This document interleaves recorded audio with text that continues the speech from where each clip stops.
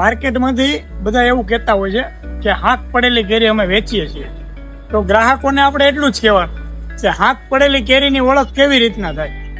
તો કેરી ઉપર બે પ્રકાર એની ઓળખ થતી હોય છે. એક તો એના કલર ઉપરથી, બીજા એના જે આમાં દાણા પડેલા હોય એની ઉપરથી.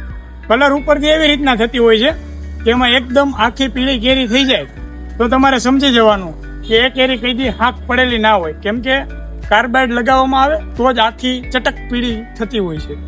બાકી જે હાથ પડેલી કેરી હોય એ થોડી પીળી થોડી લીલી એ રીતના હોય છે.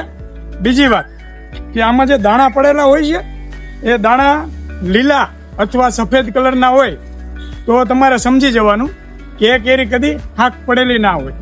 એ દાણા થોડા કથ્થાઈ કલરના અથવા નરી આંખે જોઈ શકાય એવા હોય તો સમજવાનું કે એ હાથ પડેલી કેરી છે. અને હાથ પડેલી કેરી એકદમ મીઠી જ હોય છે. બીજી વાત કે જો તમે આવી કેરી ખાવા માંગતા હોય તો અમદાવાદ ગાંધીનગર શાંતિગ્રામમાં ફ્રી હોમ ડિલિવરી મળી જશે.